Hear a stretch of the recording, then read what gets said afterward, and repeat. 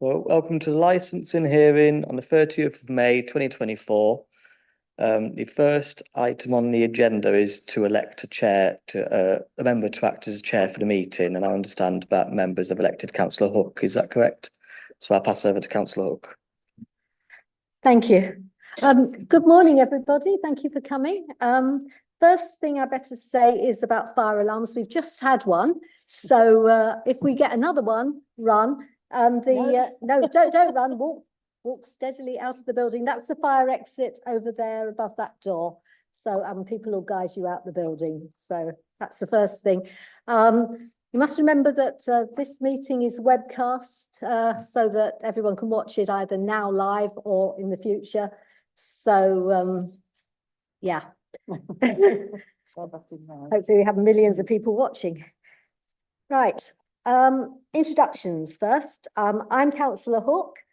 This is Councillor Knight and Councillor Nichols to my left. And then the officers, when they speak, hopefully they will introduce themselves. And then we've got the applicant. Thank you. And I'm Jonathan Smith. I'm the solicitor for the York Racecourse Committee. I'll be presenting today. Thank you. So it's not going to be a case of 15 minutes time. Right. And the representatives, when you speak, you can introduce yourselves. I'll introduce these two again. Oh, sorry. Sorry. I feel like I'm saying the head operation. Chair, can I just, when we're speaking, can we just press the Yes. microphone button? Sorry. Yeah. So I feel like it's head operation. Yeah, I can see. Right. Matthew Butler, an acoustic consultant from Blue Sky Acoustics. Oh, right. Okay. Thank you. Right. First of all, some general things that we have to do. Has any of us got declarations of interest? And I don't either. At one point, we're going to need to resolve to exclude the press and public for when we make our deliberations. So are we all in favour of excluding press and public during our... Right. And then the minutes of the previous hearing, which actually I was involved with, and I think they're right. So are you all happy if we do that? So that's okay. Good. Right. So has everybody seen this supplement to the agenda? There's a much smaller pack because things have moved on. So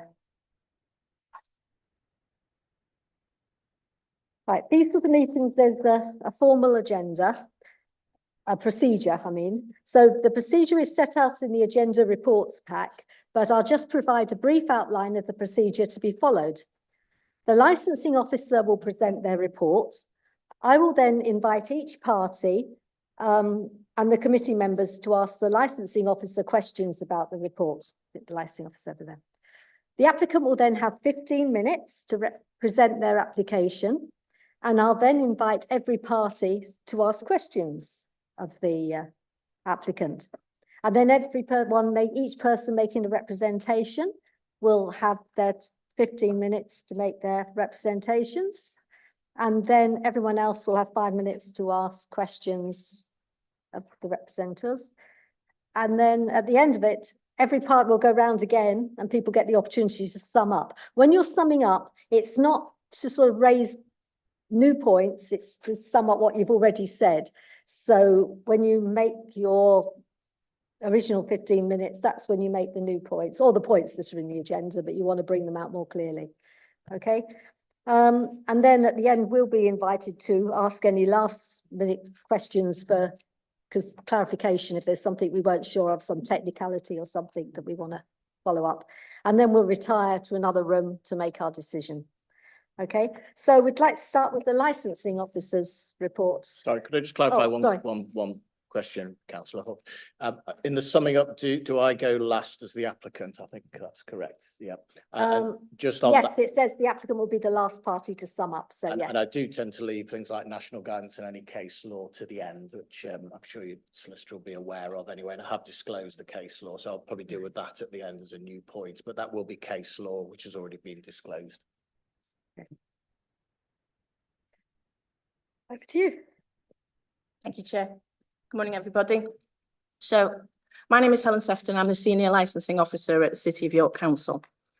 This is an application for the variation of a premises licence made by the York Racecourse Committee for York Racecourse. York Racecourse has held a premises licence first issued by the Licensing Authority at the City of York Council since September 2005. The variation arises from the redevelopment of the southern end of the racecourse site, and it seeks to change the plans attached to the original licence to encompass the new facilities. The applicant has stated that the overall capacity of the site will remain unchanged by the new facilities. Further, the variation originally sought to add to stage indoor boxing or wrestling events, and that was between 10 and 4 a.m, to show films outdoors between 10 and 10:30 p.m, the outdoor performance of dance between 10 and 10:30 p.m, provide late night refreshment outdoors between 11 p.m, and midnight, and to increase the permitted number of occasions of outdoor performance of live music after racing from 3 events to 4 events per year. Now, in the period since the end of the consultation date has passed, the applicant has made changes to the original application, and they've removed certain licensable activities and/or reduced the timings sought. So the application before you today, apart from the change of the plans, now seeks the following: to add the staging of 4 indoor boxing or wrestling events per year, and those will be between 10 a.m. and midnight. The provision of late night refreshment outdoors between 11 p.m. and midnight, and that will be capped at no more than 12 days per calendar year. Live and recorded music and performance of dance outdoors, which meets the definition of regulated entertainment, and this would include the music showcase events, on a maximum of 4 days per calendar year, and that would take place between 5 p.m. and 10:30 p.m. Just for information, the outdoor showing of films, the outdoor performance of dance, and the outdoor performance of recorded music have now been withdrawn from the application. So a copy of the application and the plans of the new development are found at Annex 1 in the pack, and that starts at page 31 through to page 62. I have put some large versions of the plans out on the table. They're hard to read in the pack, so there's a few dotted around. A copy of the current premises licence can be found at Annex 2, and that starts at page 63. An overview of the circumstances in which entertainment activities are not licensable are found in Annex 3, and that's at page 75.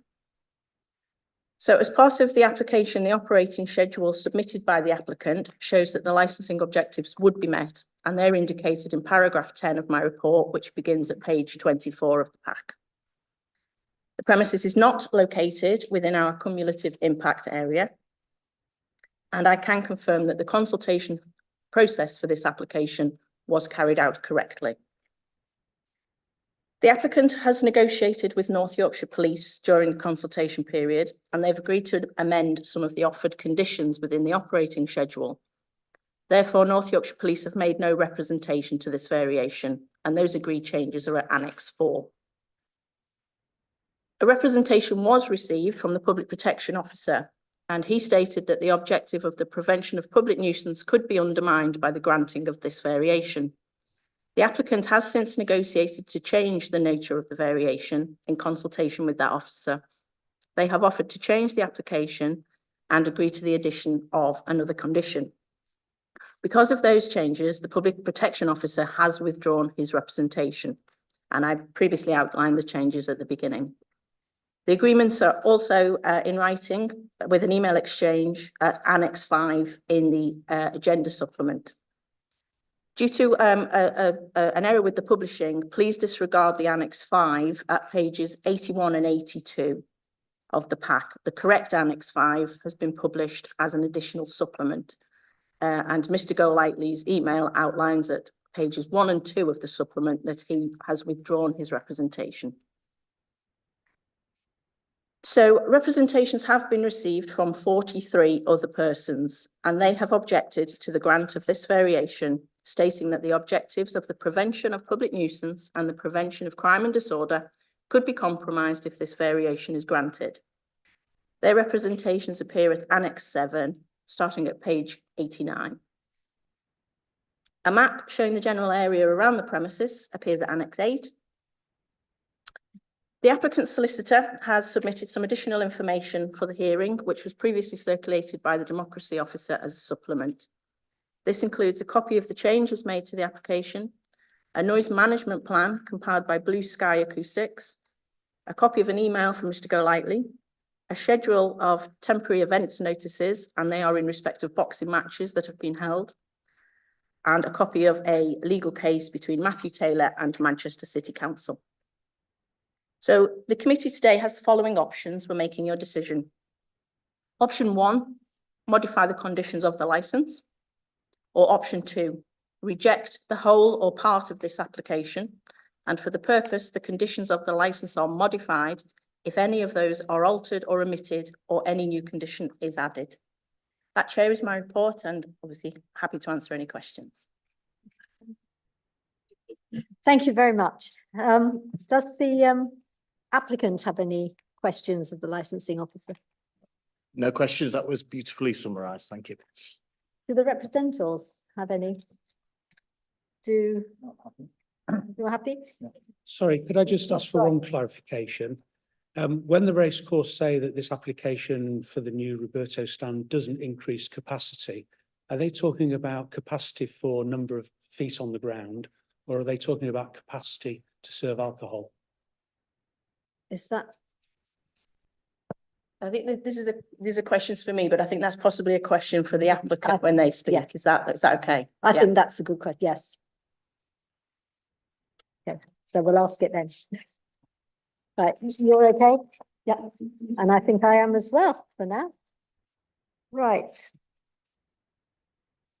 So next thing is the applicant, your 15 minutes. Yeah, I can actually see a clock with a sticking.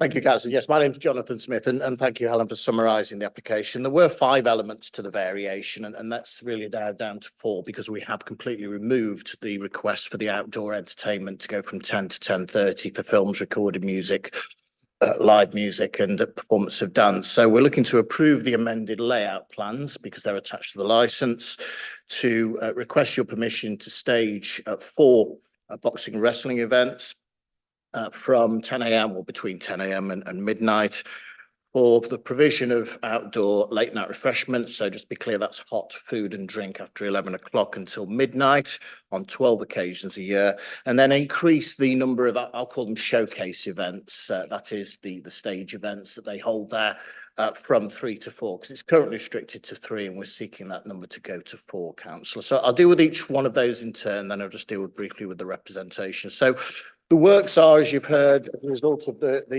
it's a multi-million-pound capital investment by the Racecourse to redevelop the south end, the south side of the Racecourse. I don't know if you had a chance to watch the video and it took you quickly through the development. If not, have a look at it when you break it. It just shows you the works that have happened and are going through. So it provides new toilets, new seating areas, new food outlets and new bars. And one of the questions has been asked about the Roberta Bar Pavilion. Are there more outlets to sell alcohol? Well, in fact, we've removed, I think either 4 or 5 outlets have been removed completely for the sale of alcohol to be replaced by the Roberta Bar Pavilion. And in any event, councillors, you're probably aware, everything within the hatch line on that plan, that area is licensed for the sale of alcohol throughout that entire area, councillors, actually till 3 o'clock in the morning. We are restricted and we can only sell it from buildings, or we can sell it from actual temporary structures. We can't have hawking, we can't have people carrying around shots or things like that, or yes, beer on their back and pouring glasses. So it's got to be from a structure, but we can, by the license, actually sell alcohol throughout the entire racecourse, which is hatched on your plan. So we have removed 5 outlets as a result of the Roberta Bar Pavilion, 4 outlets. That has been completed, and we're still building the Busted Thorpe, the bit to the back of the Busted Thorpe, where there's a canopy going over a seated area with 2 additional, well, they're not additional bars, they've been redeveloped, the bars that are at the back of the Busted Thorpe stand. I don't know if you've probably been to the Racecourse Council, so you probably know what I'm talking about. There have been no objections to this aspect of the application for the responsible authorities. Planning's been granted for it, and it is simply to ask your approval for those works to to be granted. So I think there's only been one objection when I read the representations to the actual works being approved. The boxing and wrestling, they currently don't have this on the license at all. Boxing and wrestling is wrapped in as one. When you seek permission, they are by law one and the same permission for regulated entertainment. It's white collar charity boxing events is what we're looking at. Initially, we'd applied till 4 o'clock in the morning. We've amended that now to midnight, and it's just on 4 occasions a year. Now, within your agenda, councillors, you'll see in the supplemental agenda at page 27, there's a list of temporary event notices. So over the last 2 years, in 2022 and 2023, the Racecourse has held boxing and wrestling previously. So they've been doing these events, but they do them under temporary event notices. Now, what that means, and I'm sure your solicitor will confirm, those are not regulated by the licence themselves. There's no conditions attached to those. A temporary event notice is granted unless the police or EHO ask for conditions. There are no conditions. It's not part of the licence. It's a separate temporary permission. So we're asking for that now to be incorporated within the licence to do what we've previously been doing under temporary event notices. And there's been no objections to those temporary event notices from police or environmental health, and no complaints raised during them. Late night refreshment outdoors. We currently have permission to provide, and late night refreshment outdoors, this is not the sale of alcohol. This is hot food and drink after 11 o'clock. We're asking for midnight on 12 occasions a year. We can already provide late night refreshment up until 4 o'clock indoors on the current licence. So people could still buy the food indoors and then take it outdoors. We'd like to have a greater provision for outdoor late night refreshment, because you'll appreciate some of these showcase events, when they're getting later on into the night, when you've had food all day in some of these outlets, there's a capacity issue. You've had the main meal during the day, then you've had something in the evening to eat as well at the end of the race day. To turn that over then and do any food later on in the night, it gets a bit of a capacity issue for the racecourse, which is why we've requested 12 occasions a year until midnight for outdoor refreshment. But I do stress we do have 4 o'clock at the moment that we can provide it indoors. It will also assist with dispersal, because when we've got the showcase events in particular, when people are leaving, we do have a lot of people to these events. You probably know what sort of acts we attract, bands we attract. It will aid dispersal, because people will hopefully get something to eat before they do go home. And then it will aid and make dispersal more gradual from the racecourse. We could do these under temporary event notice as well, councillors, if we were minded to, but again, we'd rather bring them under the licence so you have some certainty and we are controlled by a single granted piece of regulation by yourself, the premises licence. And then there's the outdoor music showcase events. Currently on the licence, councillors, it's stated there we can provide 3 of those. We'd like to provide 4. And this was then subject to negotiation with Michael Golightly, your environmental health officer. And he agreed a condition, which is at the top of page 22 of your agenda, the main agenda, that he is happy that we increase the number of permitted occasions for live and recorded music and performance of dance outdoors, meeting the definition of regulated entertainment, inclusive of the music showcase events, on a maximum of 4 days per year between 1700 and 2230. And I don't know if you know the sort of events that we've held, but this year we've got the Kaiser Chiefs coming and S Club 7, bit of a favourite of mine, that's just been recorded. Craig David and Madness, I think, were last year. We've had the Human League, Tom Jones, Cause, Blondie, Beach Boys, Rick Astley, Tears for Fears. So we do have some pretty high profile events there for the music showcase events, and they're tied in, as you know, at the end of the race, then you'll hold those. And they've been held since 2010. Now, there is a condition, council, condition 12 on the premises licence, which does state that we have to provide and agree a noise management plan for these showcase events with the licensing authority, but also with Michael Golightly and his public protection team. So for each one of these that we want to do, we must provide one of these noise management plans, and it must be agreed by them. And I provided you with an example of a noise management plan that we used last year for the events that we had last year, and that's in your supplemental agenda papers, councillors. I'm not going to take you through it, but it gives you a flavour of what we do, and it's on page 9 onwards. We have got Matthew Butler here from the acoustic company that prepared that report. So Michael actually attends on site himself and has done the last 5 or 6 years. Is that correct? We obviously didn't do it in 2020 during COVID. And I think we only had one in 2021 with Rick Astley was in 2021. But Matt's actually there himself, and he actually goes round. I hadn't quite appreciated that till this morning with Michael Golightly, your environmental health officer. They actually travel around together to the various noise monitoring points to check that it's not too loud during these events. So we're seeking to change those from 3 to 4, but you still have the protection councillors that the noise management plan for that and each event must be agreed with your environmental health officer and the licensing authority. And I provided you with an email 19th of December in your pack on page 25 from Michael Golightly, where he did say that we did have a complaint, it was monitored, but he was happy it was within the limits. Indeed, he said it was well below the target levels. And he actually says in that email that these events are well managed. That was in 22. In 23, we did have one noise complaint. Sorry, Michael had one noise complaint. Again, he investigated that. We know this verbally. Again, he told us that we were within the recommended noise limits. So we've been doing these for a number of years, councillors, and we are bound by that strict the strict noise management plan. In terms of the representations, we did notify the various residents associations. There's the Residents Association, also the Chocolate Works Residents Association. I don't quite know who's here today, but certainly the Residents Association wrote back to us and said that they were grateful we'd listened to the concerns and that we'd amended our application. Obviously, I think Peter Lees is here from the Chocolate Works. Will speak for himself. I thought he was quite supportive of our application, or the revised application, but obviously we'll hear from him. But just to address briefly in the last 5 minutes some of the representations, there's some talk about we're extending our drinking time. Extending time. We're not extending. Nothing is going later, councillors. There are no additional hours sought. So the 3 o'clock and the 4 o'clock, they stay as they are. We cannot. We're not extending the sale of alcohol hours.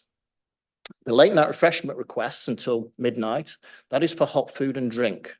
And I stress again, we are permitted by our license to sell alcohol till 3 o'clock in the morning, but we don't. We don't typically do that. We may on the odd occasion, but we do not typically do that. We certainly don't do it at the music showcase events or on race days. That we're increasing the existing disturbance of loud music. Well, we've withdrawn the request for anything outdoors. We have asked for 3 to 4 showcase events, but we receive few, if any, complaints to these, and they have to be agreed with Michael Golightly, your public protection officer who travels round. There's no objection from Michael. Indeed, he suggested the condition that's put before you today.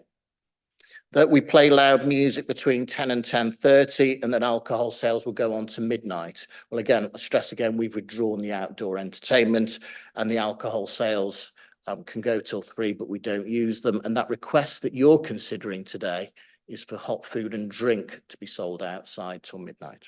And that's on 12 occasions a year. Boxing and wrestling, there was concerns that there would be issues with that, particularly dispersed between 4 and 5 o'clock in the morning. That's because originally an application would be made till 4 o'clock. We've cut that back to midnight. And of course, we disperse somewhere in the region of 35,000 racegoers at times. The boxing or wrestling would probably have no more than 400 at any of these events. We can well disperse 400 people if we can disperse 35,000. And more importantly, councillors, for you, we've issued temporary event notices in the past without any issues from those events on those 8 occasions in the last 2 years. And it'll bring it under your gaze as a result if you were to grant the application for boxing and wrestling, because we would then be subject to any sort of review should anything go wrong at these boxing and wrestling events, because it is then a licensed activity under our license. Antisocial behaviour, urination, increasing crime and activity. There's no representation from the police. There's no extension to the hours, I stress again. We do, you may be aware, have a dispersal plan that is discussed with local residents and with local councillors. We meet with local residents and local councillors. We provide portable toilets on race days along the Knavesmire. We provide stewards. We do litter picks. Around what's called, I think, the Kidney Island, is that right? Kidney Island, we have shuttle bus stops, we have black cab stops, and we've done, it's called Uber geofencing, which means that Ubers cannot stop anywhere within the residence or Chocolate Works, so you can't go and get an Uber in the residential. You have to go to car park A to actually get your Uber, because that is the set point. And then finally, there's concerns about the addition of a licence to sell alcohol in the Bustard and Roberta Bar Pavilion. Well, these two areas are already licensed in the licence councillors. We're not asking for something new. We're not asking for a new area to be licensed. It's already hatched and permitted for the sale of alcohol. We're reducing the number of locations as a result of the as a result of Roberto. And the Bustard is redeveloping two bars that are already there at the back of the stand. So I am there with 1 minute to spare. Obviously, you've got questions, councillors, and I'll leave the rest to any summing up. Thank you.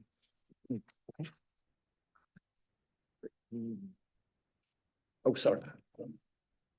Yeah, okay, so thank you very much. We've got questions now from the representatives. So working through, I don't know your names, but Hi, my name's Tony Howard. I'm representing the residents at Bishop Court Road. I only have one question to what you were talking about there. You mentioned previous wrestling and boxing events under a temporary order. What was the timing of them? What time of the day were they? It's in the pack, so it's within your agenda pack at page 27. And it shows the hours in the second column. I'll have to get a calendar out to say what days of the week they were. Oh, week. So the days. Does it actually say what day of the week then? Yeah, no. I'd have to. Do you want me to get my? I'll have to just look at my calendar, councillors, for the date. Is that all right? okay.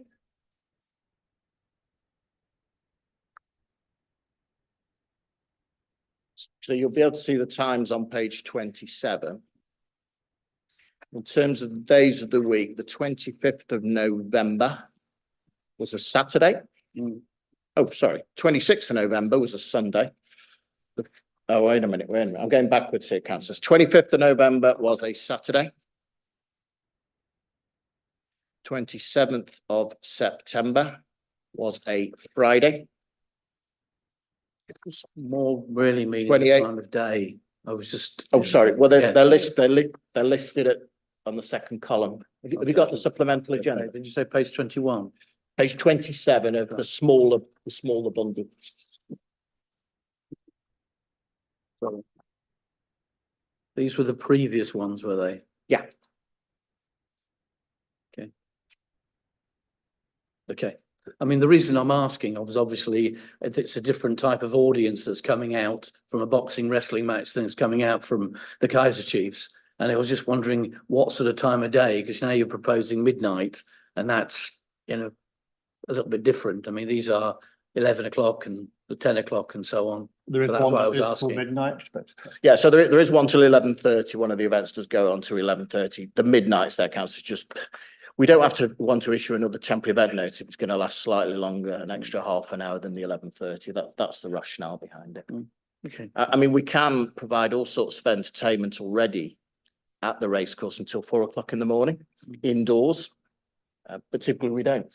We got recorded music, live music, that's indoors till 4 o'clock. But yeah, there are, you can see the hours there, and they go till 11:30. But if we were to do something like 11 o'clock, we'd end up having to come back to do more temporary event notices. That's the problem. And we haven't had any complaints about those. And there is one, as Kevin says, till midnight on the 15th of February. But we need to build a bit of flexibility in there for ourselves. That's all right. Yeah, that's fine. Thank you. Your question, yeah. Yes, thank you. So my name is Peter Lees. I'm the Vice Chair of the Chocolate Works Resident Association. So I expect I do have some kind of informal capacity here today. Yeah, I mean, I can confirm we were delighted to hear of all the things that were withdrawn from the original application, because those were pretty horrific. We do have some concerns, and I don't know whether this is the right time to express this, but we do have some concerns. Were those extra things put in to soften the blow for what you actually wanted? Because that was the impression that many of us residents got. But I can say, if I can finish, we were delighted with what has been withdrawn, although we still have some reservations. Could I just ask you about this showcase management plan, which takes place? Could I just ask you about, or could I ask you to take your mind back to, I think it was the 28th of July 2023 when the Human League played. Was that management plan in place then? And what time did it start? Because as a neighbour, I can tell you that the Spotify playlist of the road crew came on at 9:30 in the morning. And that PA system was tested to its fullest extent on that morning. Now, I know they have to run up the PA system and they have to warm it up. I've worked on these situations myself. It takes like 20 minutes. So why did we have to put up with a Spotify playlist of the road crew when you have a staged management plan in place? It just doesn't seem to make any sense. I'll answer part of that, and then I don't know whether Matt, because were you involved in that one, Matt? Oh, okay. So yes, it was in place in 2023. That actual plan you've got there is from 2023. I know Michael go lightly. We do get, I think we had 2 complaints that year in 2023 from the sound checks, and we have to do the sound checks. I know Michael go lightly says, just let the residents know when you got to do the sound checks, because you have to do the sound checks to know what level we can play it at for the actual event. I can't answer that specific query. I'm sorry about the playlist, and I don't think, Matt, you would have been there necessarily, but we do sound checks because we have to do them. That's part of the actual noise mitigation measures that we do, but it was in place. Matt, do you just want to answer about the playlist? So as part of our sound check in the morning, sometimes the artist isn't always there. So in lieu of that, they'll play recorded music just to check the system. And I imagine that's what was transpiring at the time. So the noise limits that we have in the evening, we use the same noise limits for sound checks. We monitor in the same processes in the noise management plan. So the level will be no higher, but it may just have been recorded music because it was an absence of the band. Could I just come back on that? Yeah, no, I understand that. I fully appreciate it. I know how these things work. I've set up stages myself. I'm not objecting to doing line tests. I'm not objecting to the band doing a sound check. What I do find very offensive is having to listen to Elton John, Kiki D, you name it, blaring out, because basically what was happening, I understand ad hoc from people who are walking their dogs down there, is that the lighting crew were actually just had this playing out whilst they were just doing their job for their own entertainment. And we had to listen to this. I think what just having a quick chat that we have to, we certainly that year we had different sound system. We had to do different checks on the Saturday morning because we had a different setup. Is that right? That's correct, yeah. So we've gone band on Friday. Sorry. Did we talk about Saturday morning yet? I think it was Friday. Okay, sorry. Very human blind. Yeah, sorry. That.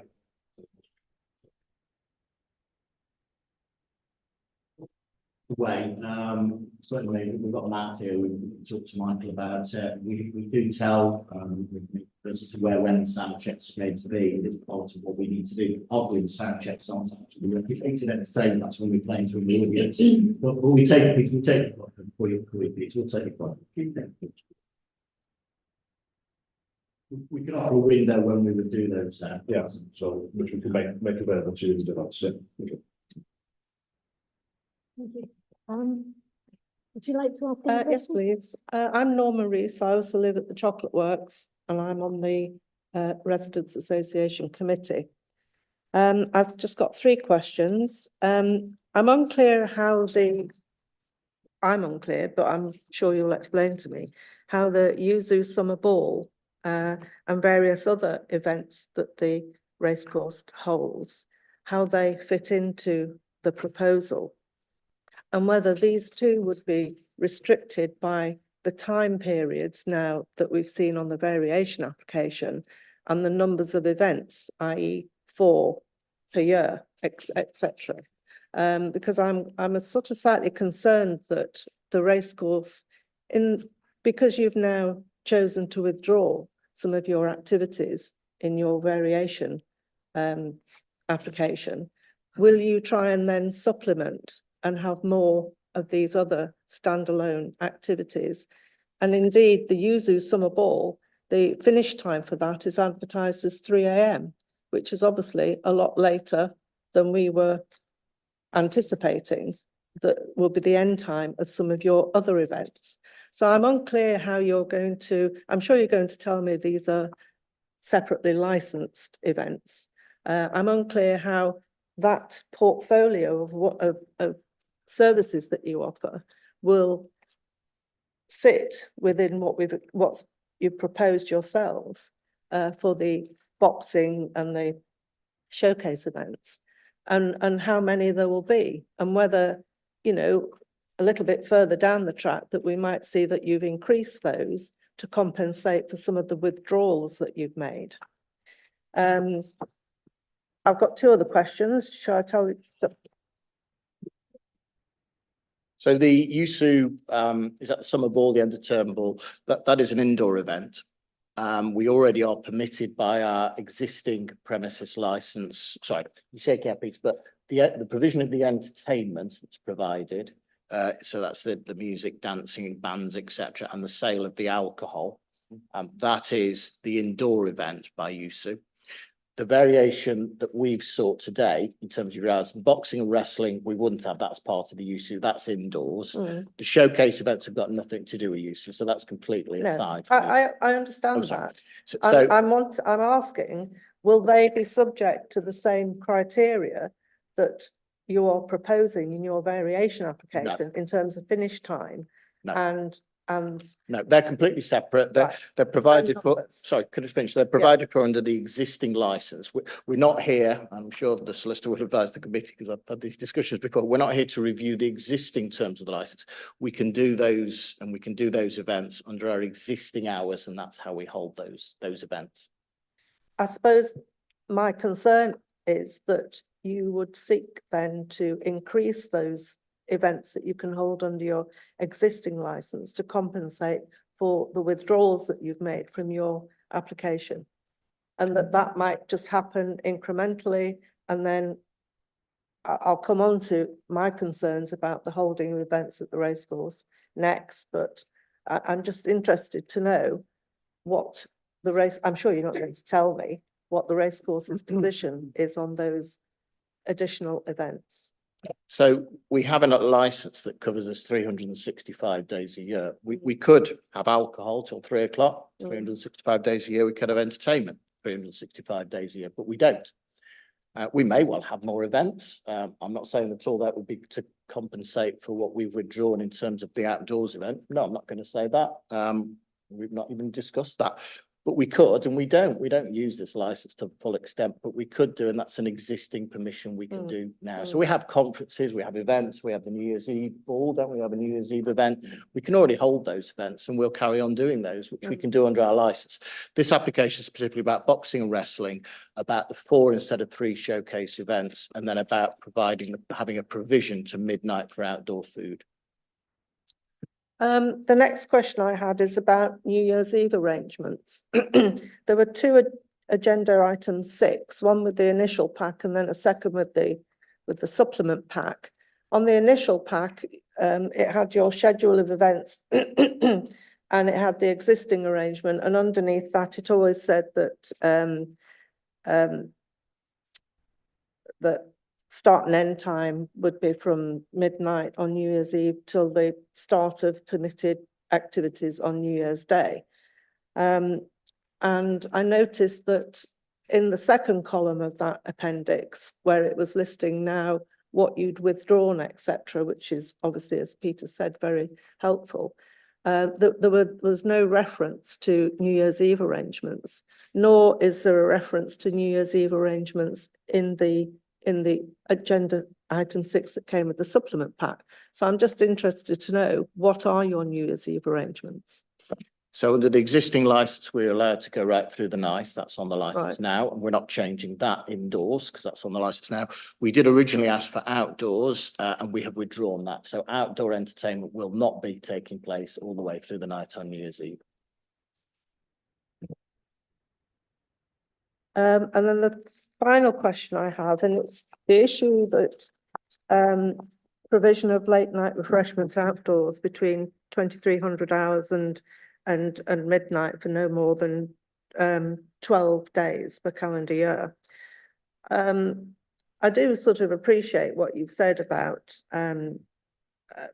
dispersal, managing the flow, etc.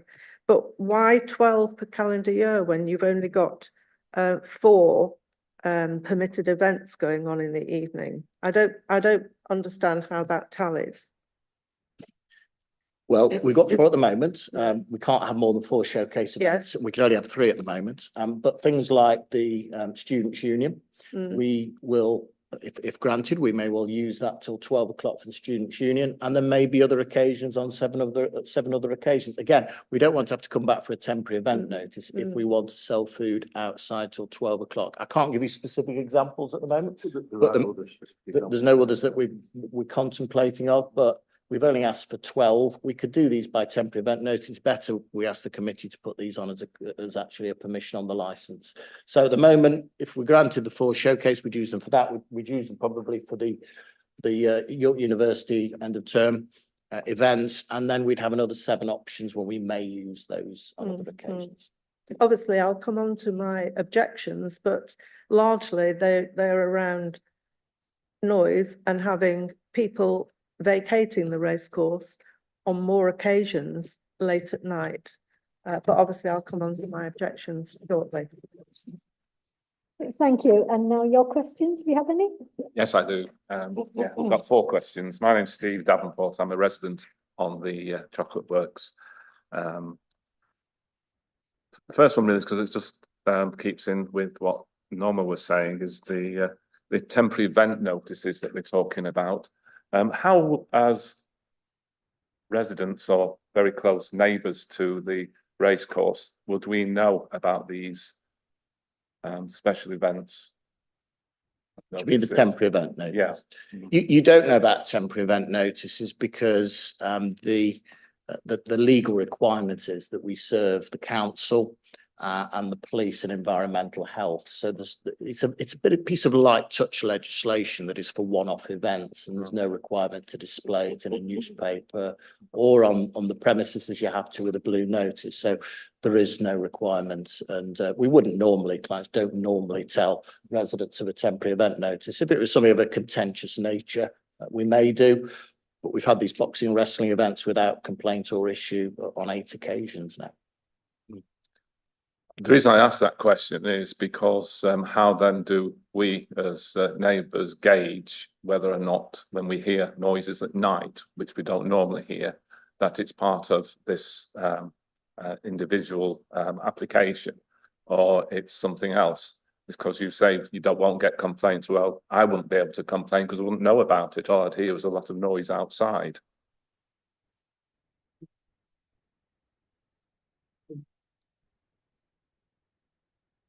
I've just had a chat with Phil. I mean, if it would assist, we could tell you when the boxing and wrestling notices were going to be used.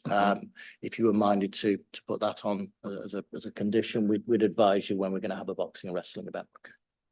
Okay. Like Norma. And actually, I guess that's better if that's then put on as a license, because we must do that. Yeah. If we're doing a temporary event notice, we wouldn't necessarily have to do that. Can that be for all temporary events, not just wrestling? It has to be tied in. No, it can only be tied in, solicitor advised, I'm sure, to this variation. And I don't think we can start conditionalising potential future temporary event notices, which we may make in the future. So we'll do it for boxing, certainly. I don't think legally the committee could put that on as a condition. I think that's up to them, is it? I don't know. Just to confirm, I do agree with the position on that. And as Norma was saying, all of sort of the points that I want to raise are about what happens outside the actual events. But just going to the point where you mentioned that you can I think you said you could disperse 400 people easily because you disperse 20,000 people easily. My understanding was that, or is the fact that once the guests leave the racecourse, then it's up to the guests to decide whether they go right, left, straight on, or what have you. I don't believe that you can disperse outside of the racecourse the way in which you can actually clear people out quickly, or am I wrong?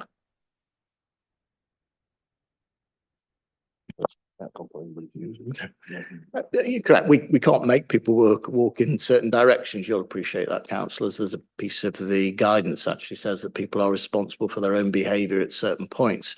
We do have marshals that wait and are along Knavesmire, sorry.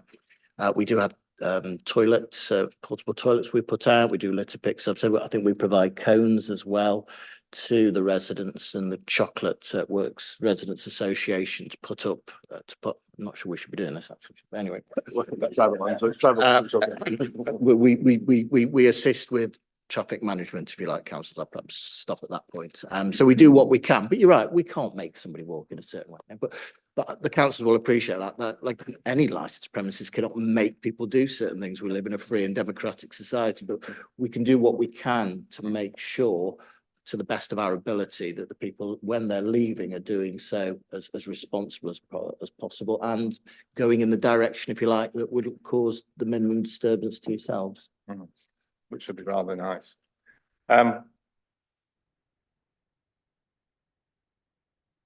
One of the areas and items you mentioned was the Roberto bar and the bars themselves.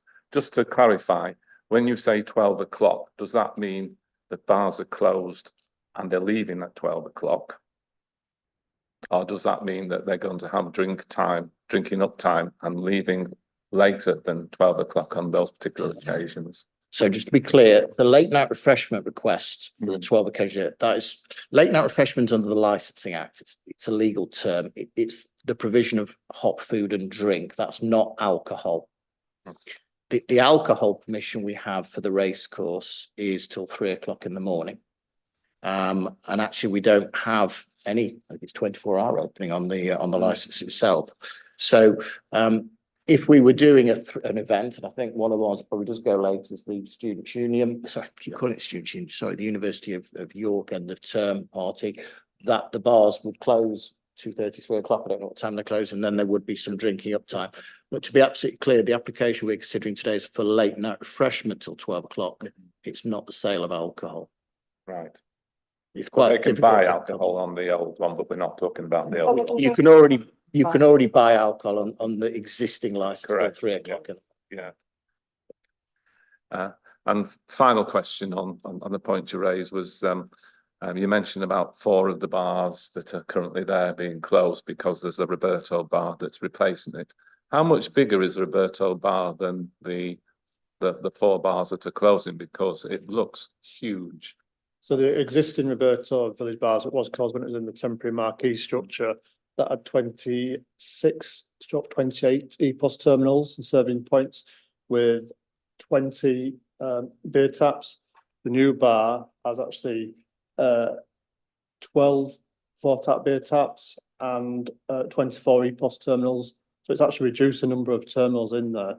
So, and then the old structure also had a PIMS bar at the end with 4 EPOS terminals and service points. That's largely stayed the same, but it's just now in a structure rather than a container. And that's it. So as the number of actual serving EPOS terminals has actually reduced from what we had at the Racecourse. Yeah, so the building is, broadly speaking, the same footprint as the old marquee was. Bear in mind, it also incorporates a fish and chip shop and several betting outlets as well as storage areas. So it's not all given over to bar. So although it's a large building, it's broadly speaking the same as it was before. The 4 bars that we've demolished were in the area around that area. So the ones that were in fairly uninspiring old 1960s, 50s buildings that really didn't fit in with the profile of the racecourse anymore. So they've been demolished and no longer exist. So there was what we call the Tote Bar. There was the Block F, which was shared a building with the old fish and chip shop. And there was 2 in the old Tote building, which was just to the rear of the bus and photo stands. They have been replaced by open space and canopy now. Okay, that's what I thought. They were the 4 bar. So is the marquee?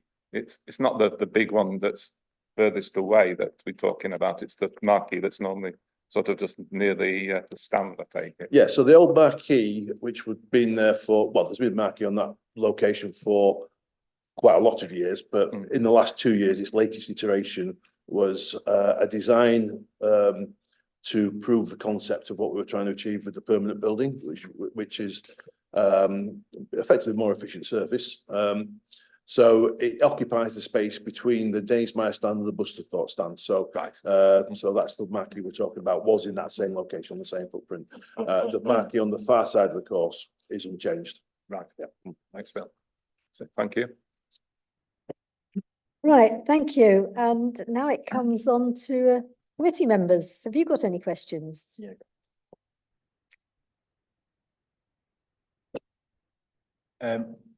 I get all the licensing stuff, but what is it you're actually having to do is you want people to have a drink inside, and rather come into town for a kebab and a chippy, you want them to buy the food from you. Is that the plan? So, yeah, not really go to the kebab or chippy. We'd like them to stay for an additional hour if they wish to do so and have food with us. Yes, it will help dispersal because there'll be some people who will wait food and they won't all leave at the same time. Yeah. So as you said, you can sell alcohol as long as you like, pretty much, till 3. So how are you going to judge when you start winding down the sales? Because obviously your hope is that people stay around and eat a bit more and then feel, oh, I'm better now, I'll have another pint. And is there a plan that, you know, a closing time, or is it just, let's judge it how busy we are? Let's deal with the showcase events now. The current, and these guys will correct me if I'm wrong, what we normally do with the showcase, because they end at 10:30 at the latest. Normally, the bars actually shut at 10 o'clock. Yeah, we try and, sorry, Scott. We try and time it, although obviously the performance time can be a little bit dynamic depending on the artist. We try and time it so that the bars would close around 10 minutes before the end of the concert. And we do that for just management reasons, safety reasons, really, so that we don't want people queuing and not being able to get a pint. So we effectively close it to avoid that problem before the end of the music. So when people turn around, the only thing available for them will be hot food and hot drink. And that's that's your plan to continue, we're not planning to change that. So yeah, right. Yeah. And you're after 12, which does that mean you want 4 more? Because you're asking 4 for the wrestling, 4 for the showcase. Because you said you want no more than 12 in a year. You're asking for 4 to go with the boxing.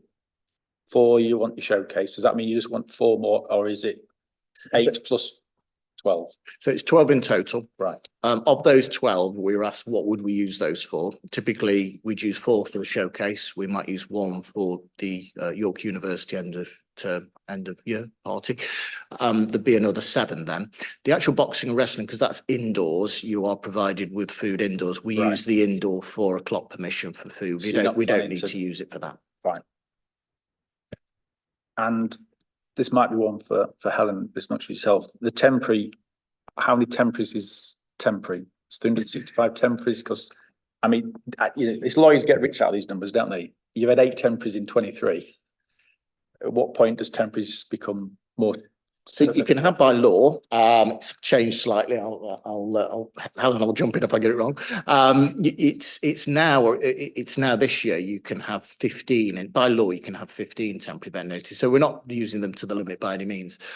You can have 15 now, and they can encompass 21 days.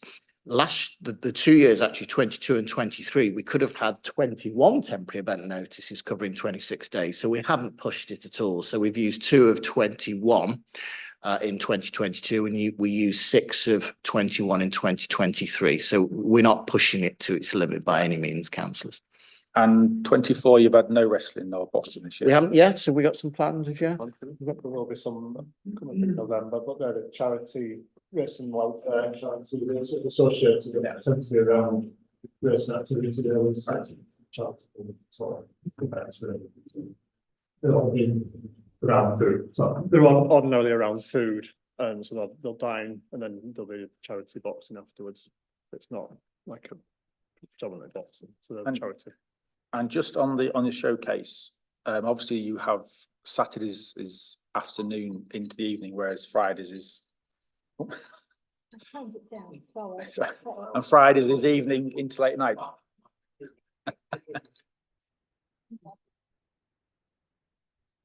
Nearly. Sorry, I did turn it down. It's time to get up now.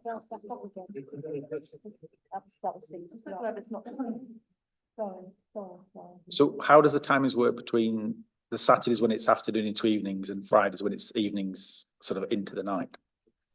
I mean, typically it could be Friday, it could be Saturday. I'll let these guys comment on what time typically they start after a Friday evening race and a Saturday day race. Sorry, I don't know. It's a new phone. Apologies. I thought if we turned it down, it was turned down, but apparently it's a different back, so. It's happened to us all.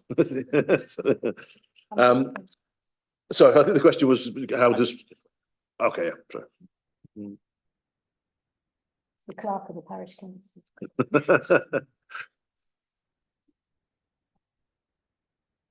It's not simple anymore. We need a teenager. We need a teenager to rock it out for us.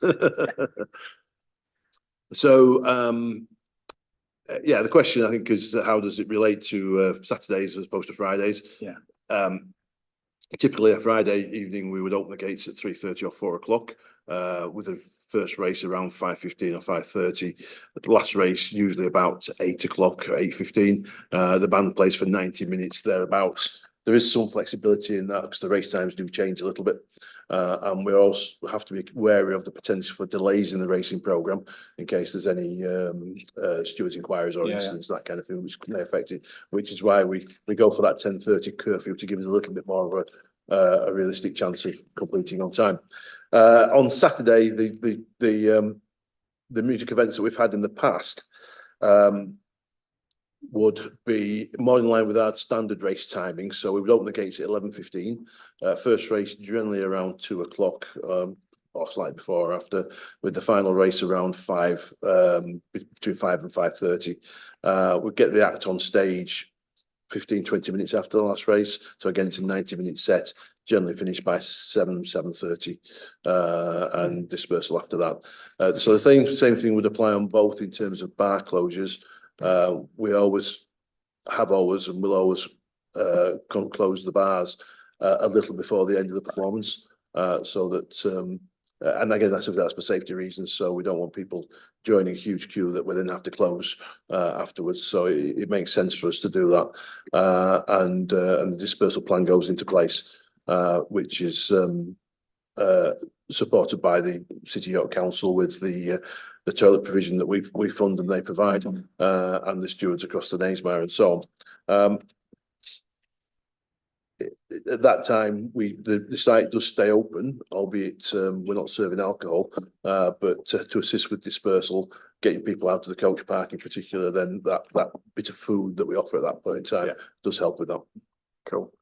In terms of if people hire the racecourse, like I think was it Rod Stewart played in the middle, do you insist that they put in the same plans that you have for your showcase, that if somebody hires it out, that they have to, or is it up to them how they disperse their crowds? Or is an expectation that? Well, Rod Stewart was a one-off, so that was managed by a company called Cuff and Taylor, and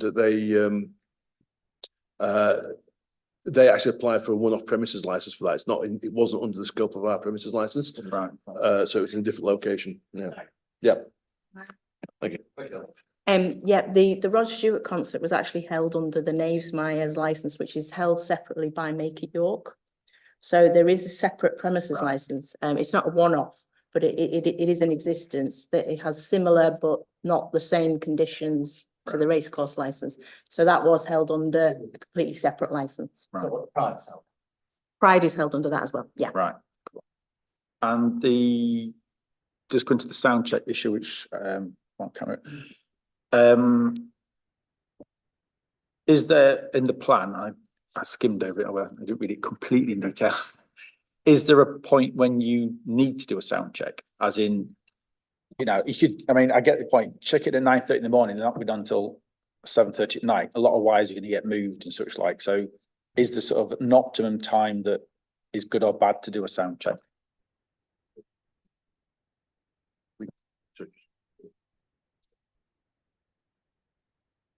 So actually, as well as a sound check, we do a propagation test, which is part of our noise management plan. So, which I didn't touch on earlier. So we have to play recorded music just to calibrate the system in terms of the levels that we're putting out. So that takes place in the morning of the Friday and Saturday events. So just to quickly go into the process, they play the system at show level. We'll measure at the nearest properties, and then we'll set a limit with the sound engineer. So that process has to take place, and it's usually always recording music because it's easier to control. So that would probably be what you've heard in the past. We have kind of curfews that we work to. We have to be finished before the race gates open. So just to be clear, when we open gates, there's no further noise from the sound system until the showtime. Right. Which is a matter of some hours, obviously. Yeah. Cool. That's me done. Thank you. Actually, Councillor Nichols has picked up one of the points, which was, I just want absolute clarity that you've currently got indoor late night refreshments until 4 AM.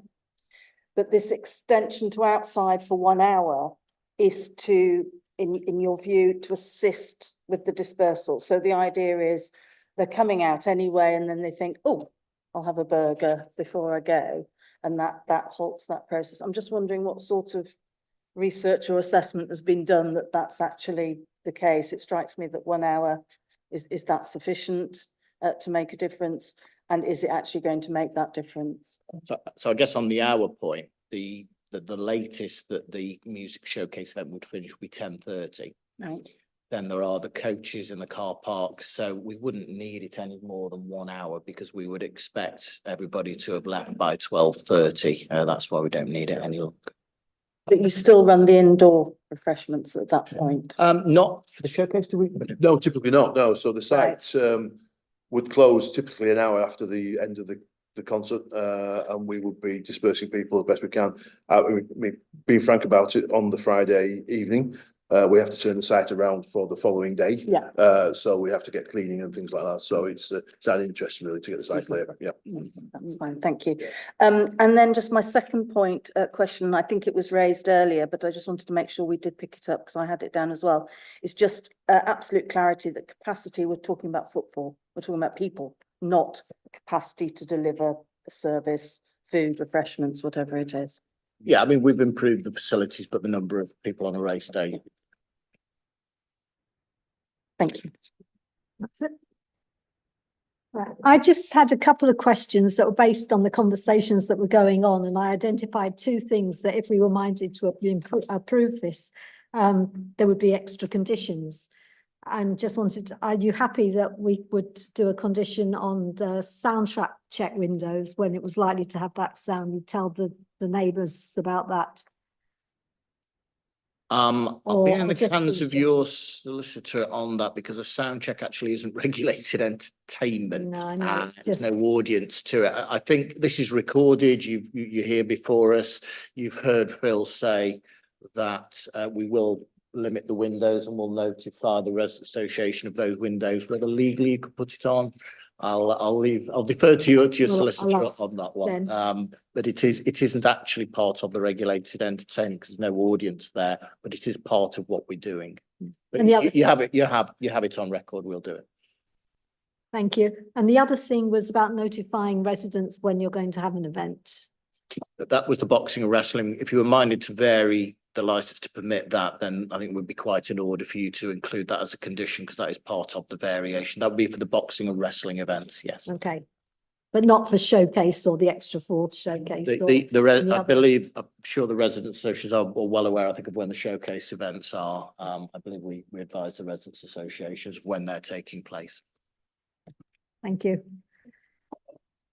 So I found another question. Oh, okay. If you found another question. It's just on the sound check thing. It says that there's a 5-minute measurement if it exceeds. So it's on page 19. 8.3.2 to be really smart. So these measurement things you have around, do they beep off to you that it's going for 5 minutes? So is it like that? Don't. So it would just be a sound level meter. It's tripod mounted, and we work around the site. We have monitoring points. We have 9 around the site, and we just move around and measure. And essentially, so I'll just read the detail boxes. So the 5-minute measurement is just a warning because it's a 15-minute measurement test. So we do a full 15 measurements. What's that saying is after 5 minutes, if it looks like there's an exceedance, we'll get in touch with the front of house, the sound desk, and say, keep an eye on the levels because we've got 10 minutes left. So the test is whether over 15 minutes we comply. That's just part of the process to manage that 15 minutes. So these things are out. Are they automatic? No, they're it's like a bleep in the good old days. They're manned, and you look at the number, and we have a limit to it too, and we manage it like that. Thank you. Right, well, that concludes the questions to the applicant. So now we move on to the representors' cases. Yes. I've got here on my running order Peter Lease first. So on behalf of the Chair of Chocolate Works Residents Association. Yeah, So you have 15 minutes. Yeah, thank you, Chair. Hopefully I won't take anywhere near 15 minutes. So firstly, I'd like to apologise for my lack of sophistication and eloquence in these matters. This is the first one of these procedures I've ever been to. So if I'm kind of out of line on some of the sort of legal points or technical points or what I'm actually allowed to talk about, I will apologise. What I will say, I'm here just talking as a bloke who lives next door to the racecourse, and I can only tell it as I see it. The Chocolate Works is just over 300 individual properties. Depending on what occupancy rate you take, there's probably about 600 people who live there. And along with our good friends and neighbours at the residence, the clock tower, plus the various of the care home and the brain injuries hospital, there's probably about 1,000 people that have moved in next to the racecourse over the last 10 years. The racecourse used to operate in an environment of being surrounded by, well, previous to that, a derelict industrial site. But there's now another 1,000 people living on the doorstep. My back garden actually butts onto car park D, and I'm actually quite lucky because I can lie in bed in the morning and watch the horses on the track, which is great. Now, what I don't intend to do is to rinse and repeat all the horror stories about what happens in our area after race day. You've all seen the representations that have been made. Now, I do know that the police don't seem to see this as a problem. I mean, to that, I would only say that I have never in my life overtaken a police car on a motorway at more than 70 miles an hour. So if there's a copper standing on the corner, the lads are not going to be nipping into the bushes. So the police will not be aware of what we residents are seeing. It happens, and we know it happens. And really what we need to do is, as residents, we need to strike a reasonable balance with the racecourse as to what goes on. I mean, horse racing has been going on since 1731. So I guess for the last 200 years, this conversation has been going on, probably since Roman times. And it is a conversation that we genuinely want to have with the racecourse to find a reasonable balance. But we also need to understand that society is changing. People's attitudes are changing, and certainly the racecourse environment that they operate in has changed with all these new people moving in. And my concern is, what are the racecourse doing, if anything, to recognise that they now live in a much more densely populated area? I mean, in living memory, the balance of this balance that we have has been fought by the people of South Bank. Well, as there are now more people, should that balance now be tipping back in the other direction? What was acceptable 10 years ago is perhaps not acceptable today. So my question is, focusing really on prevention of public nuisance, what are the racecourse doing to recognise the changing environment that they're operating in? As I say, I'm not very sophisticated on these things, but I have worked in business, and quite honestly, I sit here today and I am bemused, because here we are on the 30th of May discussing a licensing application for a multi-million-pound investment. And when I walked down Racecourse Road yesterday, that development is weeks, if not days, off being completed. So I just don't. Is this just a done deal? Is this just a tick box exercise that we're all involved in today? Because if it's not, my goodness, the York Race Committee have a very high appetite for risk to have spent multi-million pounds without having a license in place.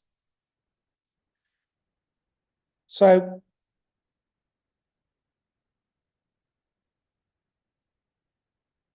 I mean, I don't want to get into the detail of what goes on our development after races. And in some ways, I don't want to get into the nuances of what have been just discussed today in terms of the hours, the extra hours that the racecourse are applying for to play more loud music, to consume more alcohol, and to create more crowds.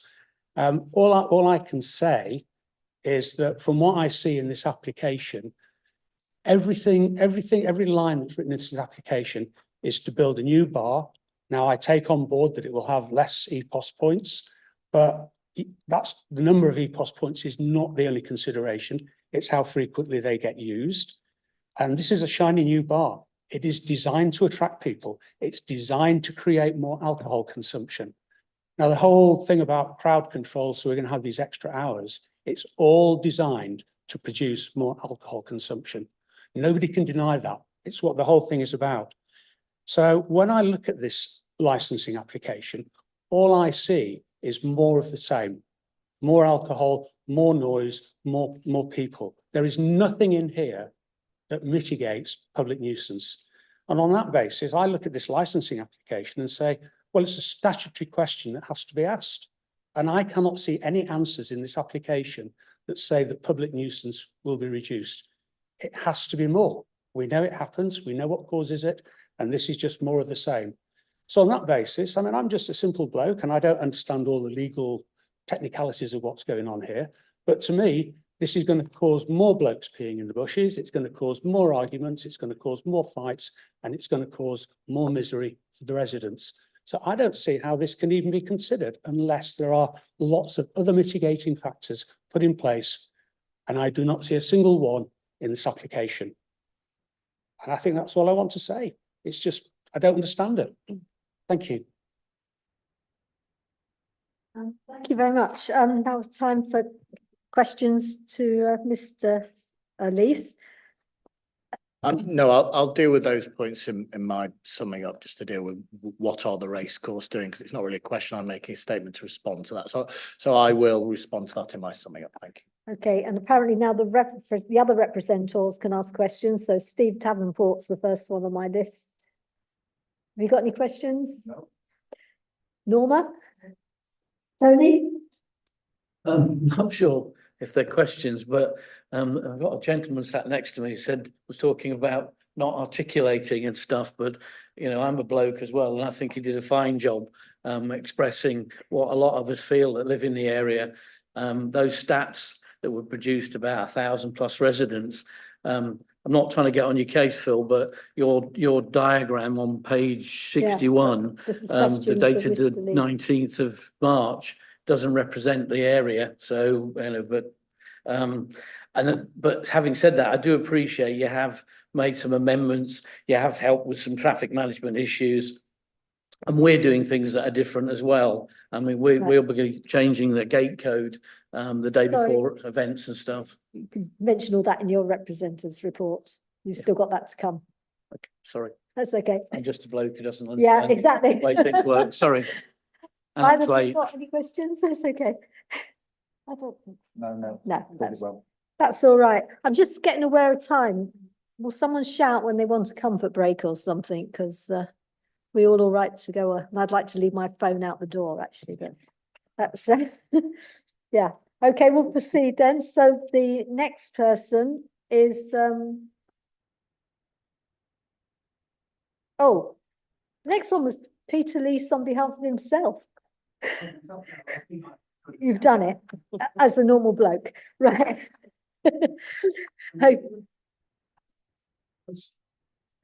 Sorry, it's my son. Okay, so we're on to Jonathan Smith now. Oh, sorry, that's you. Sorry. Second representative. The name's not down. Second representative, Steve Davenport. Yes. I'll only be a few minutes, so hopefully we can catch up a bit. I guess as an ex-chair of the Chocolate Works Residents Association, I know the team at the York Racecourse better than many of the local residents. During my 2 years tenure, I always found them to be both helpful and good neighbours. But as a resident of the Chocolate Works, I'm moving into the development. I signed up to understand the impact of the 17 days of races and other events the Racecourse hosts. However, I feel this latest licensing application, regardless of the amendments, goes a step too far, specifically in two of the clauses. The Chocolate Works is a quiet development. You really can hear a pin drop at night, with the exception of the occasional outdoor function at the racecourse. One example being the USU, we've mentioned already, when residents receive a letter to warn of possible disruption, which does go to prove it can be expected. Therefore, the possibility of boxing bouts until midnight and the disruption this may cause, including antisocial behaviour, which we have all encountered on race days, is a real concern. As is the application for the outside sale of alcohol from 11 until 12, which can only add to the possible noise and behavioural issues of those attending both inside and outside the course. This also includes additional vehicle noise and taxis, minibuses, which use the development to wait and meet passengers. Even if buses were laid on to take clients away after midnight, I'm probably saying more likely 1 AM, it is my experience that many drunken attendees still decide to walk along Camblesham Road and find themselves at the Chocolate Works, with the tree belt and houses being too much of an attraction for those being caught short or wishing to shout out loud. The current 10:30 is bad enough, but after midnight is a different matter. Noise can be an issue, especially if the wind is blowing from the west, as we can clearly hear the music and commentary from the racecourse. Therefore, it's not unrealistic to be most concerned about the prospects of these planned late night activities. Therefore, I confirm my objection to these two clauses in particular and look to York Council to make the right decisions based on the genuine concerns of noise and antisocial behaviour that would impact on the racecourse neighbours. Perhaps a member could imagine themselves living in close proximity to the racecourse. Thank you. That's all. Right, so we're back to the cycle of questions again. Have you got any questions? No questions, thank you. Peter? Norma, I think you were next, and Tony? Okay, lovely. So we're now on to Norma. Read. I think I've already explained I live at the Chocolate Works, member of the committee, and I am a member of the South Bank community. I actually live on Clock Tower Way, so I have this amazing vantage point of what goes on the development during events that take place at the racecourse. The area has significantly changed over time with the addition of various developments on the former Terry's Chocolate Works site, resulting in a high-density residential environment across this area of the South Bank, all of which is proximal to the racecourse and all of which has taken place with planning consent from York City Council. I believe the racecourse must take this into account in the management of their existing events and seek to mitigate the existing and known levels of public nuisance and consequences of the increases in the number of events proposed in this planning application. The racecourse must recognise that their environment has changed.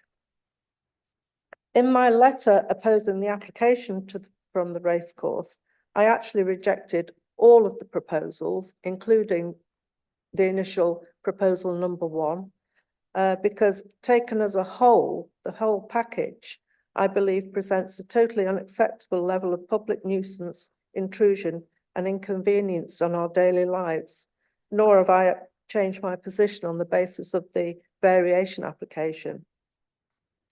I believe that the racecourse is gradually, maybe not so gradual, essentially turning the South Bank into a nighttime city centre venue with many more events scheduled to occur late into the evening.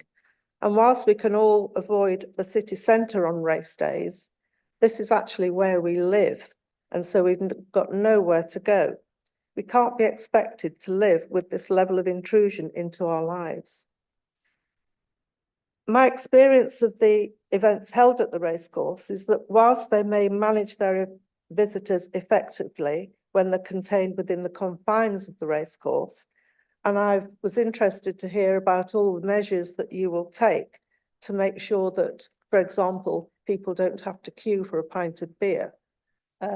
Trying to ensure that people stay a bit longer to assist dispersal, which I think from the inside of the racecourse all sounds very fine. But in terms of, so I can see, and we've heard of what steps you're taking to manage your movement of people within the racecourse environment, and that's fine for you. I personally don't believe that the conditions agreed with the North Yorkshire Police regarding persons who are drunk and not being served alcohol I don't believe they are adhered to, as evidenced by the behaviour of event goers both before and after the events. And I'm sure all of us who live on the Chocolate Works and the residents actually witnessed that.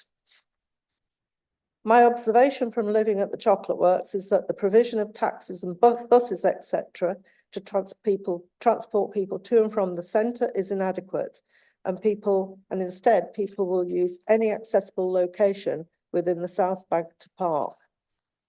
In particular, the Chocolate Works is used as a very convenient drop-off and pick-up station, with vehicles queuing down Joseph Terry Grove, effectively blocking our own residents from accessing their homes, and in some cases actually parking in residents' own private parking spaces. The Co-op car park becomes an almost exclusive racecourse car park, with many racecourse visitors taking advantage of the proximity of the Co-op to buy alcohol. There are frequent altercations outside the Co-op, with one I witnessed personally on the last day of the Dante event at around 6 p.m. in the evening. There were a group of men standing in the doorway outside the Co-op, and one particular individual was walking backwards and forwards across the car park very aggressively. Just to note, on that occasion, there were two private people carriers and one private taxi and another taxi hovering on Joseph Terry Grove, all waiting to pick up event goers.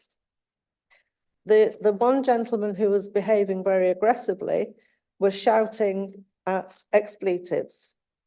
He was shouting scum, and then the second word, which is 8 letters long, beginning with B, ending with ARDS, repeatedly.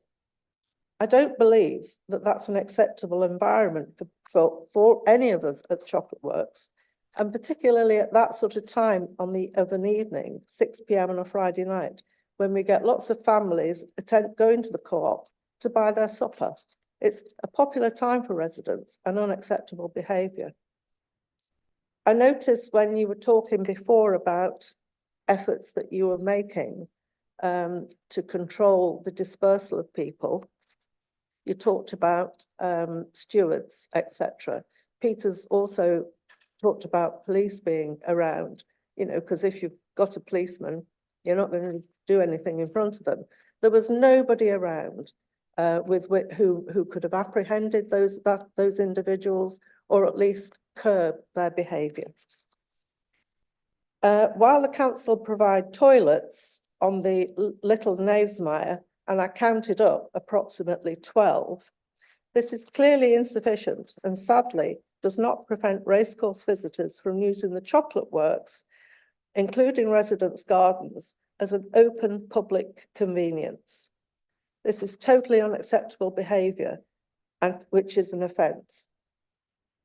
I know you've put all those toilets on the racecourse, on the Little Knavesmire. I presume they're used, but I think you yourselves have said, when people exit the racecourse, you can't determine which way they go. You've got very nice signage across the Lower Knavesmire saying, event goers this way to the city centre, please respect our neighbours. But there's nothing along Campleshon Road or down the upper part of Bishopthorpe Road to go back into the centre. And I can tell you, on that same last day of the Dante event, when I witnessed what I've just explained at the Co-op car park, to have tried to walk back up Bishopthorpe Road to where I live, with the numbers of racecourse goers going down one side of the pavement, it would be nigh on impossible to make any progress with actually trying to get home. The Chocolate Works is also used as a pre and post event playground. And no doubt the same occurs at the residence, where visitors, event goers, parade up and down the streets. They've clearly either been to the liquor store or the co-op, buying bottles of wine, just drinking them from the bottle, usually rosé, just making a nuisance, just wandering up and down both before and after events. Invariably, they dispose of their empty bottles and other litter on our development. We actually pay for grounds maintenance staff. I've never seen anybody from the racecourse coming along to pick that litter up. I happen to know that our grounds maintenance team come every week. I happen to know that on a normal day, after a normal weekend, they barely fill a bag full of rubbish. But after an event at the racecourse, we're on 4 or 5 bags of rubbish that have just been deposited on our development.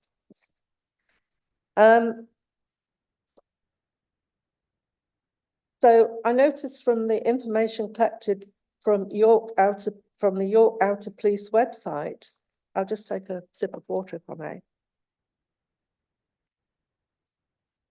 And I thank a member of the residents who actually attached the data to his letter of objection, that from the York Outer Police website, data collected from March 2023 to April 24 for the area to the east of the racecourse. If you actually look, there's clearly a 3-fold increase in the average number of offences per month during the 5 months when race days occur, compared with 6 events in the 7 months when events don't occur. Now, given that the racecourse events are limited usually to 2 or 3 days, if we've got an average of, say, 18 offences occurring in those months in which those events are taking place, okay, I'll take off 6, because in the other 12 months, there are an average 6 offences in each of those 7 months when you're not holding events. So if I take off 6, we've got 12 offences occurring in the month when there's a racecourse event. And given that your racecourse events are usually 2 or 3 days, we're looking at sort of 6, 8, 10 events per day. I mean, that is just astonishing. I also believe that those figures are unrepresented, as many offences are either not reported by residents, as we think, well, will it make a difference? And as there are no enforcement officers or stewards present, then who's going to stop them? It's like Peter said before, there's nobody to stop them just walking onto the Chocolate Works development or even around the grounds of the residents to just use our homes as a public convenience. I'm coming on to my summary, which I can give you now, and obviously when we come back to the summary, I'll repeat it. Without effective measures to curb the current levels of all types of antisocial behaviour associated with the current numbers of events at the racecourse, I do not personally feel I can support any increase in the number of events held at the racecourse, and on this basis, I strongly reject the variation application. And as discussed, I do have an issue with the permission to provide outdoor refreshments until midnight on 12 occasions, 12 calendar days. I accept that it helps you manage the people within the racecourse confines, but then we have the delight of them exiting either via our development, via the residents, etc., to sort of either meander their way back to the city centre or pick up cars who are probably parked on our property anyway. That's it. Thank you. Thank you. Right, questions. Have you got any questions? No, again, I'll deal with any points from summing up that Smashing. to answer questions which effectively been put to us. Thank you. Yeah, okay. Peter? Steve? No. Tony? Emily? No. That's right. Okay, so final representative, Tony. You have your 15 minutes. You've done it. Oh, that's. Oh. Bloke friend next to me, he articulated everything very well, I think. Thank you very much then. Right, does anyone need a break, or do we just, all the summing ups are only 5 minutes, so we'll keep going? Right. So we go backwards now, although we don't seem to be going backwards, because this list of representatives is still going forwards on this one. That's okay. The representatives can go forwards. The main thing is that the applicant goes at the end. Okay, right. Okay, so we'll back to Peter, summing up for 5 minutes. Sure, yes, no, thank you, Chair. No, to sum up, all I would like to say is that it's very clear from what I've heard this morning that everything that the Racecourse is proposing is to do with having more hours, more drinking, keeping people on site longer, making more noise. All of this will just increase alcohol sales. And on the basis of that, the spin-off has to be an increase in public nuisance. Now, as I understand it, public nuisance is a statutory issue that must be answered. And on the basis of what I've seen in this application, there's going to be more public nuisance. There is nothing to mitigate that public nuisance. So if I was making the decision on this, I would look at the statutory requirement and I would say the statutory answer is no. End of. Thank you. Thank you. Next one is Peter with his other hat on. You're right, you don't need to do it twice. Right. Steve. Something. I've already summed up by saying we need effective measures to counter the current levels before proceeding with any further. But I would agree with what Peter said earlier, that there's nothing coming from the Racecourse in terms of how to manage their event goers once they leave the Racecourse confines. It's all about you making sure that they don't have to queue for a pint of beer, so you'll stagger things. There's nothing about managing the people as they disperse. I've never seen any stewards or people coming to help us with litter or acknowledge that we actually have a problem at the Racecourse, at the Chocolate Works. Thank you. Tony? You're still happy? Great. You got any comments? No. Right. So last but not least is the applicant summing up. If you give me a little leniency on the 5 minutes, because I'm just going to answer some of the questions that were sort of posed as part of, if you don't mind. So we are seeking no extension to the alcohol sales. Indeed, the boxing wrestling we're seeking is part of the regulated entertainment, and the actual 12 o'clock outdoors is just for late night food and drink. That's for the extra hour. What are we doing for the residents has been asked. You're probably not aware we do have regular meetings with the Residents Association of the Residents and the Chocolate Works, to which the 3 local councillors attend, and they're welcomed. And I believe the 3 local councillors have actually commented on the dispersal plan is welcomed. We provide marshals, as I've said, along Knavesmire. We provide portable toilets. We do a litter pick along Knavesmire. We don't go into the Chocolate Works. That is an unadopted. It's unadopted by the council in terms of the sort of litter and street, general street furniture, etc. We provide bus shuttles. We provide the parking. We marshal the parking of them. As you've heard, we have Hackney Carriage Point that we marshal on the Kidney Island. We've gone to geofencing with the Uber taxis to make sure they don't pick up either at the residence or Chocolate Works.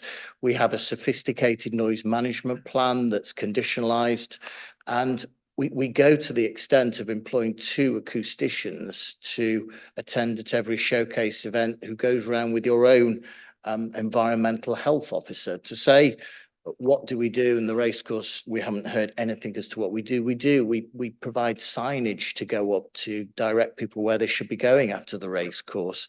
We provide cones, rightly or wrongly, for the residents' associations. We do those to assist with dispersal, specifically to assist with dispersal from the area. We did point out when we objected to the planning application for the residents and the Chocolate Works that there would be issues in terms of drop-offs, because we can't really control necessarily the drop-off where a taxi is going to drop somebody off. And we did point out that people would be dropped off round the residents or the Chocolate Works. But we're not looking at a review, just to stress, council. We're not looking at in any way punishing us to what we've already got. We already have a license for permissions till 3 or 4 o'clock. You're looking at the impact on public nuisance, crime, disorder, children's safety of the variations that we're seeking. Is it a tick box exercise for the works that we're doing? Part is complete, part isn't. But to stress, councillors, what we're building on, we're already building on an area that we already allowed to sell alcohol for. We've replaced what was a marquee and another 4 retail outlets for alcohol with better facilities, with toilets, with less EPOS points, with less service points, and we've replaced it to improve the actual customer experience of when somebody comes to the Racecourse. Yes, I appreciate the residents won't see that customer experience, but there are extra toilets. We have to keep updating the Racecourse, councillors. If we don't, it'll become tired and people will stop coming to it. And maybe that's what residents would prefer. I don't know, but you have to keep up. You have to keep up with the times, and you have to keep developing. And the older the buildings get, they need replacing, councillors, and they will need further development and capital investment moving forward. So we have less, as I said, less EPOS points, less tap points.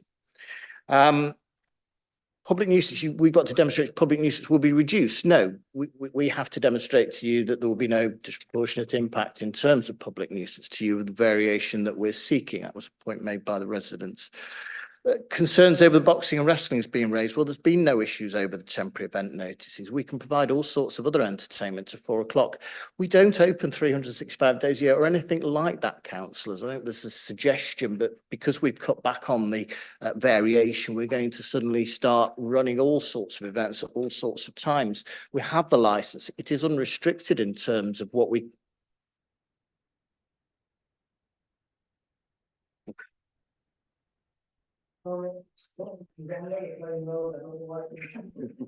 It's unrestricted, happens to us all. It's unrestricted, councillors, in terms of what we can do, yet we don't just use it carte blanche when we want at all times. We use it for the race days, the music showcase events, and the other events that I've explained to you. We may have other events, there's nothing to stop us doing that on the licence. We're not turning the South Bank into a nighttime economy, councillors. We could have done that a long time ago. We've had this 3 o'clock alcohol licence and 4 o'clock regulated entertainment licence for many, many years. To say we don't adhere to the conditions on the licence, the police are on site on the music showcase and about half of the race days event. They actually have an on-site presence. They actually sit in the security office with us. The police are there. The licensing officer visits during these events. The police statistics or the statistics of crime. What's not mentioned, of course, is there are other events in that area. It's the Pride, there's the Balloon Fiesta, there's the Camera Beer Festival. Those events all happen during the summer, and those figures go up. And of course, there's also the race days, but there's no direct correlation, not immediate direct correlation, because in April, they go up to 20 on your crime stats. We don't have any race days in April, so we don't know when they are. There are other events going on in the immediate areas. We've heard on the council's own licence, actually, I think it's the York City Council's own premises licence. And of course, there is no police objection. So whilst you've got those police figures, there's no context to them, councillors. And if the police had an issue with that, they would be here today. So very briefly to sum up, you know what the application is. It's to amend the plans we've explained what the works are, why we're doing them, the boxing and wrestling, the 4 occasions a year. Yes, we're happy to notify the Residents Association. I suggest it's not every resident, but if we could just notify the Residents Association would be easier. Councillors, if you minded to grant it. The late night refreshment, which will aid dispersal for us, it will help dispersal till 12 o'clock for the outdoors, and also the 4 showcase events, the 4th one, subject, of course, always to that noise management plan. And the case law, and I particularly refer your solicitor, I know I did a case with you recently, actually, somewhere else, which paragraph 77 of the Taylor case, which says a variation is never treated as a review. So you're not here to say, well, we need to restrict the hours for alcohol, or we need to restrict the hours for entertainment. We should be pulling them back for the music showcase events, because to do that, you need to have a review application before you. So the conditions that you can attach, councillors, I'm sure your solicitor advise you, are about what are appropriate and proportionate in light of the 4 terms of this variation application. Now, the structure, the boxing and wrestling, the late night refreshment outdoors to 12, and the 4th showcase. And I'd ask you specifically, and ask your solicitor specifically, to look at paragraphs 9.12 and 9.15 of the guidance, particularly 9.15 here. 9.12 of the national guidance advises you, councillors, and you have to take into account this, that the police are the expert in the field of crime and disorder. And therefore, the police should be your main source of advice on matters relating to promotion of crime and disorder.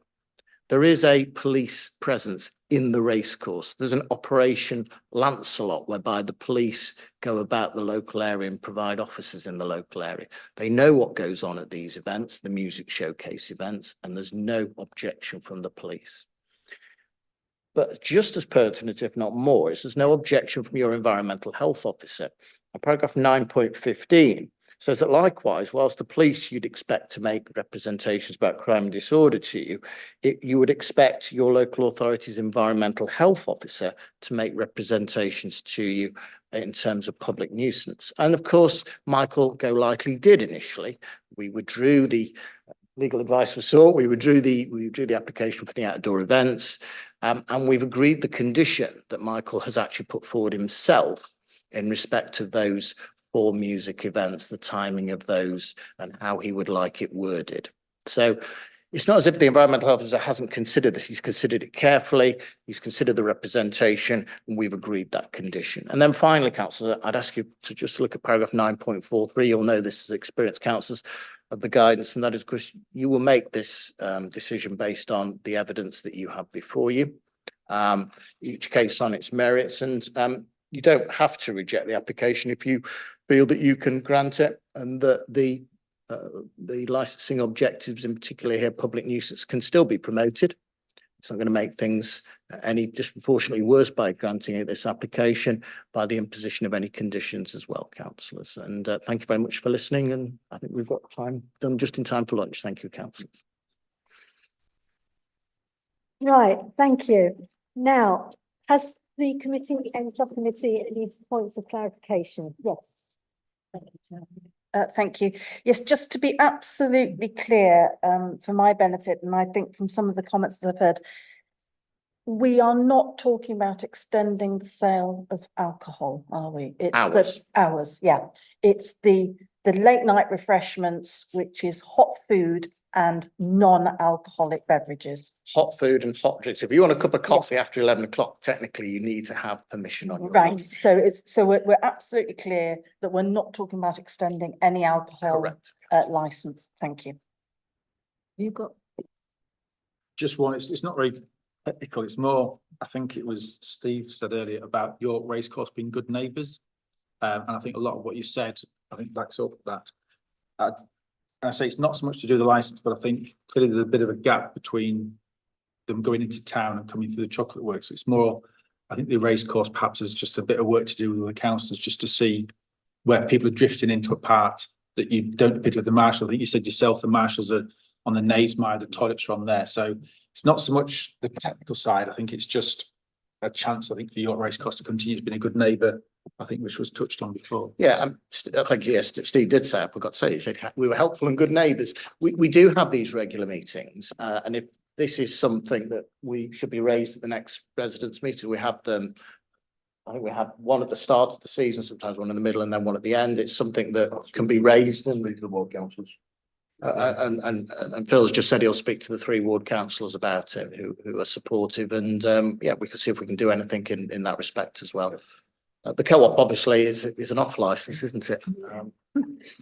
People are going to go there because it's probably cheaper than coming to the racecourse.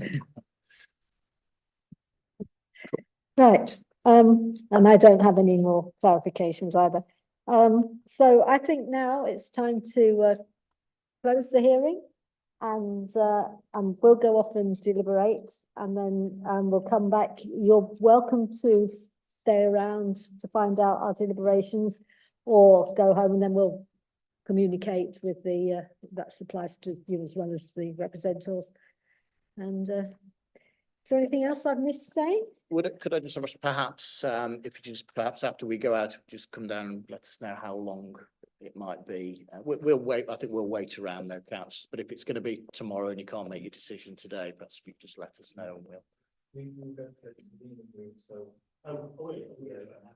So, yeah, no, we're letting you stay. Yes. Okay, so I think that's ending the public meeting for now. Right. Thank you, everybody.